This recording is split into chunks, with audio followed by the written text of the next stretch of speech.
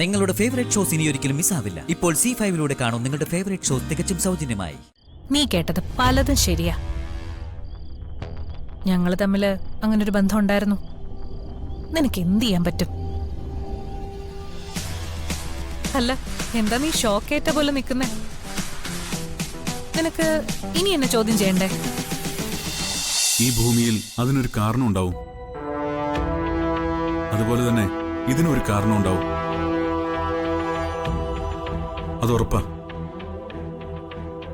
സച്ചേട്ടാ, ഇപ്പോഴാ ഞാനൊരു കാര്യം ഓർത്ത്. അന്ന് ധനുഷിന്റെ കാര്യങ്ങൾ അന്വേഷിച്ചിറങ്ങിയ സമയത്ത് അവന്റെ ഒരു ഫ്രണ്ടിനെ നമ്മൾ കണ്ടത് ഓർമ്മയുണ്ടോ? അവന്റെ നമ്പർ ഒന്ന് തപ്പിയെടുക്കണം. അവനെ ഒന്നുകൂടി കാണണം. അവന്റെ ഡീറ്റെയിൽസ് ഞാൻ എടുത്തുതരാം. അതൊരു പ്രശ്നമുള്ള കാര്യമല്ല. അവര് തമ്മിൽ ഇത്രയും സ്നേഹിച്ചിട്ട് അതിനേക്കാൾ റിസ്ക് എടുത്ത് വിവാഹം കഴിച്ചിട്ട് അവളെ ഇങ്ങനെ അവൻ ഒഴിവാക്കുന്നുണ്ടെങ്കിൽ സച്ചേട്ടൻ പറഞ്ഞതുപോലെ അതിന് പിന്നില് എന്തോ ഒരു കാരണമുണ്ട്. ആ കാരണത്തിലേക്കുള്ള വഴി തുറക്കാൻ അവന്റെ ആ കൂട്ടുകാരന് കഴിയും. സൂരജിന് എന്നെ മനസ്സിലായോ? എനിക്ക് ഓർമ്മയുണ്ട്.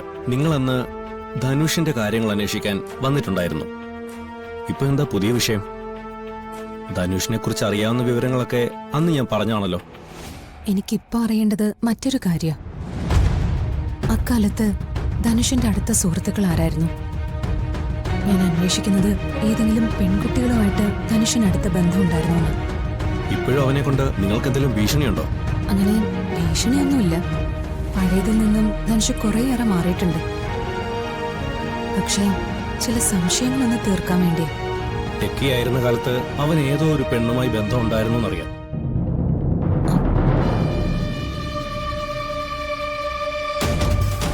ഇതാണോ ആ സ്ത്രീ?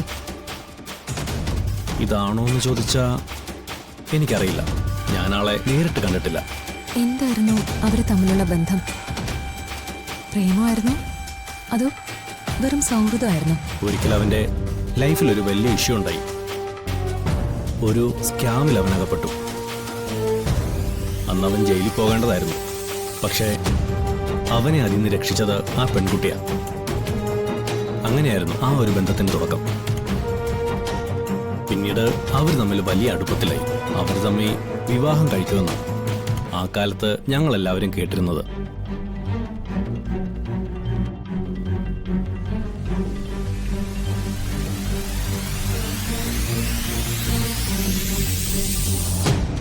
അപ്പോ നിങ്ങൾ നേരിട്ട് ആ സ്ത്രീയെ കണ്ടിട്ടില്ല? ഇല്ല. അവരുടെ പേര് ഓർമ്മയുണ്ടോ? അവന്തിക എന്നാണോ പേര്? അതെനിക്ക് ഓർമ്മയില്ല. കാരണം ഞാനും ധനുഷും തമ്മിൽ അത്ര അടുത്തൊരു സൗഹൃദം ഉണ്ടായിരുന്നില്ല. കാര്യങ്ങളൊക്കെ അറിയാവുന്ന മാത്രമേ ഉണ്ടായിരുന്നുള്ളൂ. അപ്പൊ ഞാൻ കാണിച്ച ഈ ഫോട്ടോയിലെ സ്ത്രീയെ നിങ്ങൾ ഒരിടത്തും കണ്ടിട്ടില്ല? ഇല്ല, ഇങ്ങനെ ഒരാളെ കണ്ടതായിട്ട് ഞാൻ ഓർക്കുന്നില്ല. ഇതിൽ കൂടുതൽ ഡീറ്റെയിൽസ് കിട്ടാൻ എന്തെങ്കിലും സാധ്യതയുണ്ടോ? അന്ന് ധനുഷിന്റെ ക്ലോസ് ഫ്രണ്ട് എന്ന് പറയാൻ ആരായിരുന്നു ഉണ്ടായിരുന്നത്? ധനുഷിന് അങ്ങനെ വളരെ ക്ലോസ് ആയ ഫ്രണ്ട്ഷിപ്പ് ഒന്നും ഉണ്ടായിരുന്നില്ല. അവന്റെ ആവശ്യത്തിനുള്ള ഫ്രണ്ട്സിനൊപ്പം നടക്കുന്നതായിരുന്നു അവന്റെ ശീലം. ഇപ്പോഴത്തെ ഇഷ്യൂ എന്താണ്? ഇത് വലിയ ഇഷ്യൂ ഒന്നുമല്ല. ധനുഷ് ഇപ്പൊ എന്റെ ഹസ്ബൻഡിന്റെ സിസ്റ്ററിനെ വിവാഹം കഴിച്ചു. ഞങ്ങളുടെ കമ്പനി തന്നെ ഇപ്പൊ ജോലിയുണ്ട്. അവര് തമ്മില് നല്ല സ്നേഹത്തിലോ. പിന്നെന്താ പ്രശ്നം? ധനുഷിന്റെ ലൈഫിനെ ഇപ്പോഴും ആ പഴയ സ്ത്രീ കൺട്രോൾ ചെയ്യുന്നുണ്ടോന്നൊരു സംശയം. അവര് ആരാണെന്ന് അറിഞ്ഞാൽ മാത്രമേ ആ സംശയം തീർക്കാൻ പറ്റൂ. ആ സ്ത്രീയുടെ മറ്റെന്തെങ്കിലും ഡീറ്റെയിൽസ് കിട്ടിയാൽ സൂരജ് എന്നെ ഒന്ന് അറിയിക്കണം. തീർച്ചയായിട്ടും. ധനുഷിനോട് അടുപ്പമുള്ള മറ്റു സുഹൃത്തുക്കൾക്കിടെ ഞാനൊന്ന് അന്വേഷിച്ച് നോക്കട്ടെ. എന്തെങ്കിലും വിവരം കിട്ടി ഞാൻ അറിയിക്കാം. Thank you Sooraj. ഞാൻ വിളിക്കാം. ശരി, അപ്പൊ കാണാം.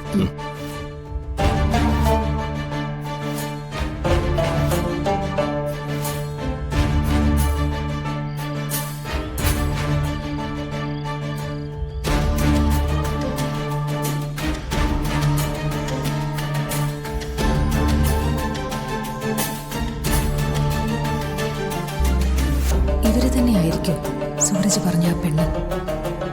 ആണെങ്കിൽ തന്നെ അതെങ്ങനെ തെളിയിക്കും? എന്തായാലും ഇത് നേരിട്ട് ചോദിക്കാൻ പറ്റില്ല. അങ്ങനെ ചോദിച്ചാൽ ഇവര് സത്യം പറയുകയില്ല. പിന്നെ എന്ത് ചെയ്യും? വഴിയുണ്ട്. ഇവരെ പരമാവധി പ്രവോക്ക് ചെയ്യണം. എല്ലാ സത്യങ്ങളും ഞാൻ അറിഞ്ഞതായി തന്നെ പറയണം. ഞാൻ വിചാരിക്കുന്നത് പോലെയാണ് കാര്യങ്ങളെങ്കിൽ ഇവരെന്തായാലും പ്രതികരിക്കും. അതിൽ നിന്ന് യഥാർത്ഥ സത്യം കണ്ടെത്താൻ കഴിയും.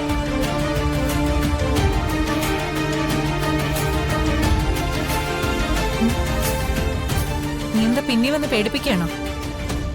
ആരെങ്കിലും വന്ന് പേടിപ്പിച്ച ഉടനെ പേടിക്കുന്ന ആളല്ലല്ലോ നിങ്ങള്.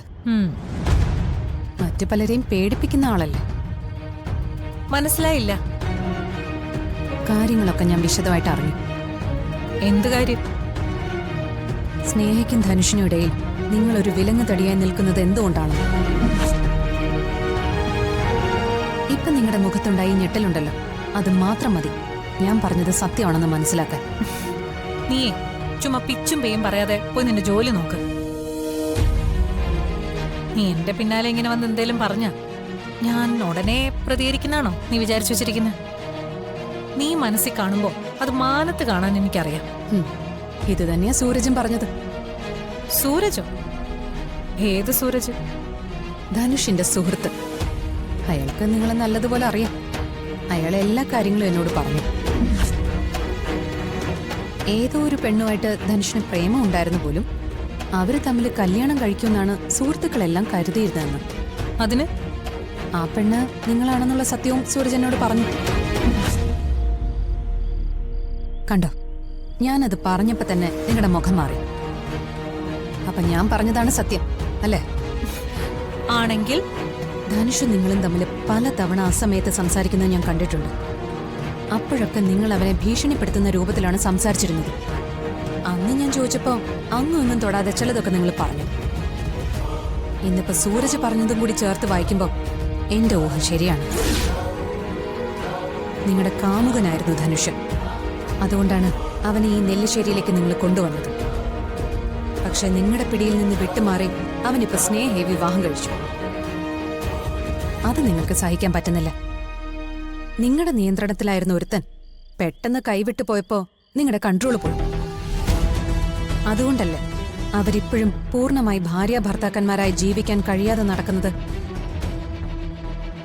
അവർക്കിടയിലെ പ്രശ്നം നിങ്ങളാണെന്ന് ധനുഷ് എന്നോട് പറഞ്ഞിട്ടില്ല. സ്നേഹിക്കും കാര്യം അറിയില്ല. പക്ഷെ ഇപ്പൊ എനിക്ക് എല്ലാം അറിയാം. എല്ലാം. അപ്പോ നീ എന്നെ കുറിച്ച് ഒരുപാട് അന്വേഷണം നടത്തിയല്ലേ? എന്നാലേ നീ കേട്ടത് പലതും ശരിയാ. ഞങ്ങള് തമ്മില് അങ്ങനൊരു ബന്ധം ഉണ്ടായിരുന്നു. നിനക്ക് എന്ത് ചെയ്യാൻ പറ്റും? അല്ല, എന്താ നീ ഷോക്കേറ്റ പോലെ നിൽക്കുന്നേ? നിനക്ക് ഇനി എന്നെ ചോദ്യം ചെയ്യണ്ടേ? ഇനിയുണ്ട് ഞങ്ങൾക്കിടയില് നിനക്ക് കണ്ടുപിടിക്കാൻ പറ്റാത്ത ഒരുപാട് രഹസ്യങ്ങൾ. ഡൗൺലോഡ് ചെയ്യൂ C5 ആപ്പ്. കാണൂ എല്ലാ എപ്പിസോഡുകളും സൗജന്യമായി.